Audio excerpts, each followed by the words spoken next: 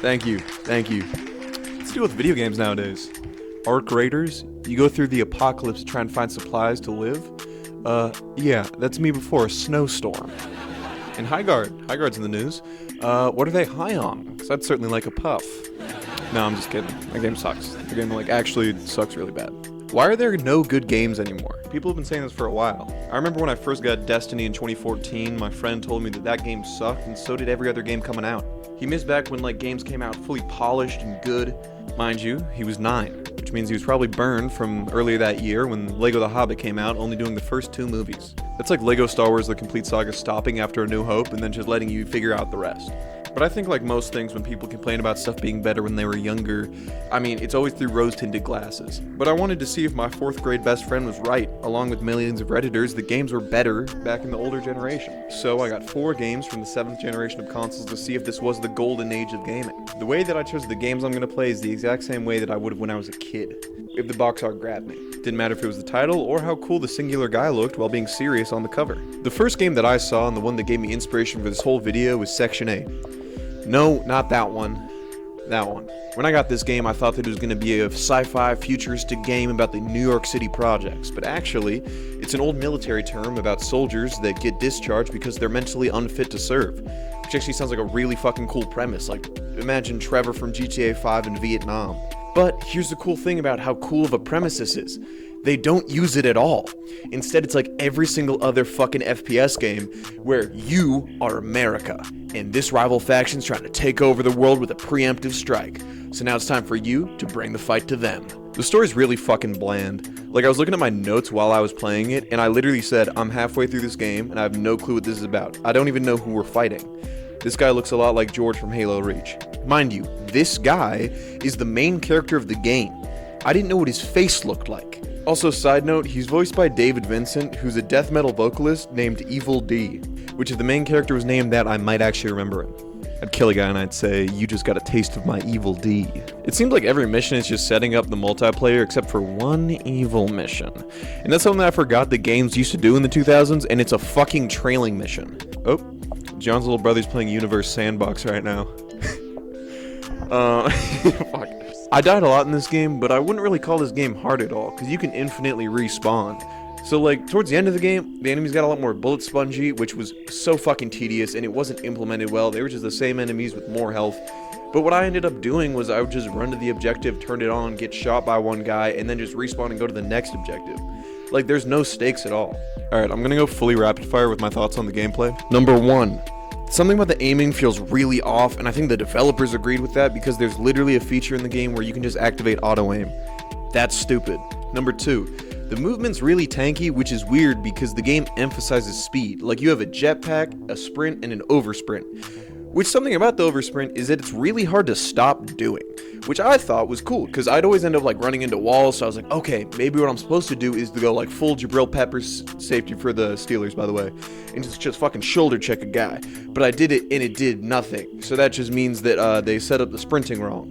One aspect of the game they really wanted you to be impressed by is the drop pods, which I'm not gonna say is like Halo and they're copying it, because even though it was already in Halo and you would see it all the time, it wasn't a full gameplay feature until Halo 3 ODST, so I'm gonna give it the pass. But even though they wanted it to look really cool, it didn't look great. You'd see the whole map, and the maps are pretty small, so I'd see every single end of it. So it didn't really look cool. It made it feel like I was playing a really small game. There's also vehicle combat in this game, but there's no real reason to talk about it because the mech is just really weak and the tank is insanely just awkward to control, so I just didn't really end up using either. There's also 2 other game modes besides campaign. There's multiplayer and swarm, but it's all kind of the same thing, and fans of Section 8 may be saying, but the turrets and supply drops you can buy. I'm just joking, there's no fucking fans of this game. I'll talk about whatever the fuck I want. That was way too mean.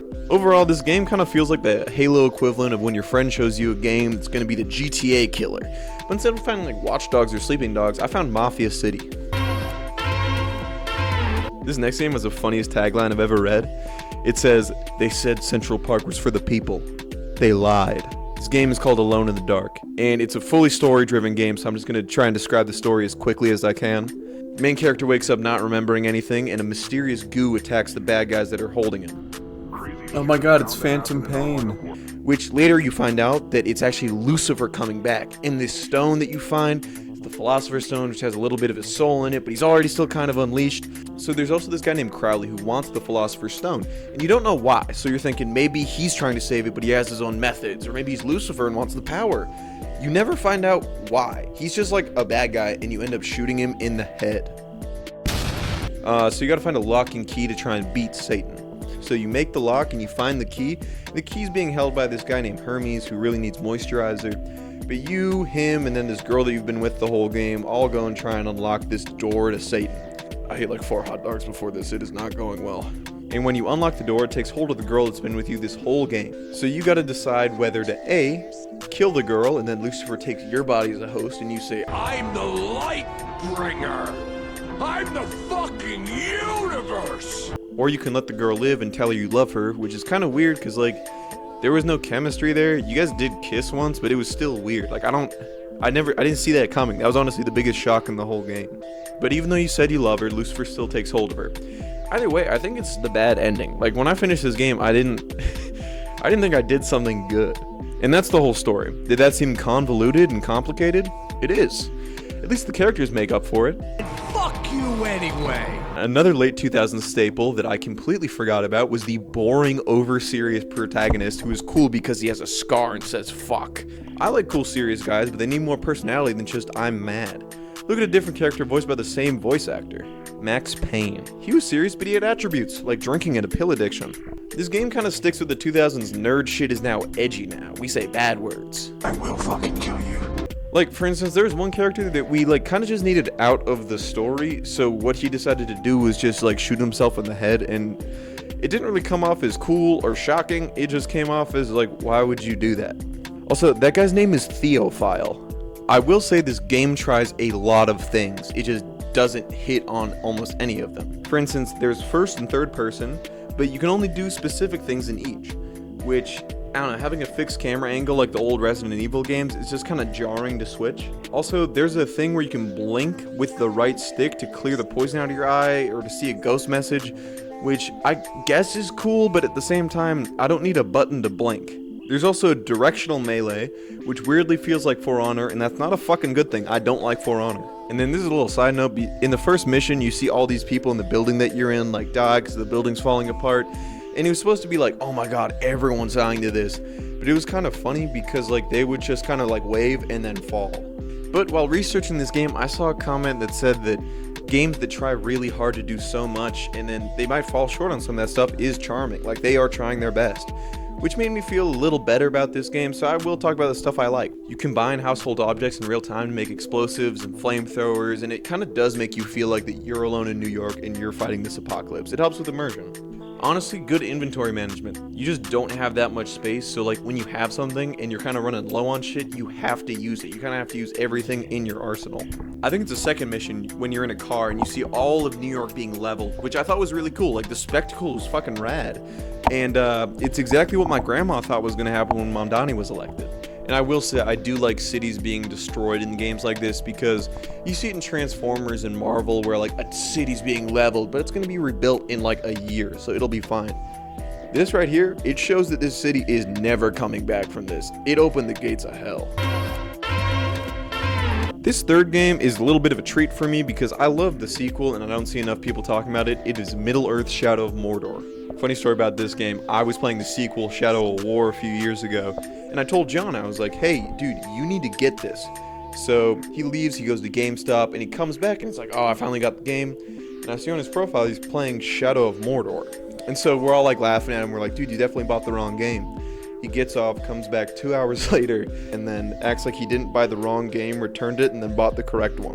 Instead of saying all of the best parts about this game, I'm just going to say everything that happened to me in a 30-minute recording last night. I went up and I killed a captain while he was on like a hunting run. And then the captain came back to life and ambushed me. I watched two captains duel each other. I died to some random enemy. The enemy was appointed to a captain, and then I track him down and get revenge. None of this is scripted. This shit just kind of happens. Overall, I think it is a better version of Assassin's Creed and a better interpretation of Gollum than the actual Gollum video game. The final game is Def Jam Rap Star. This is Rock Band if you're into rap. Honestly, it's got an amazing track list. It's a really fucking fun game. The only complaint is it got too cheap of a mic, so it sounded like this.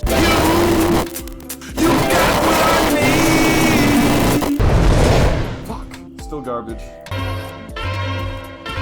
So 50% of the games I played, I would recommend to other people. That's not terrible.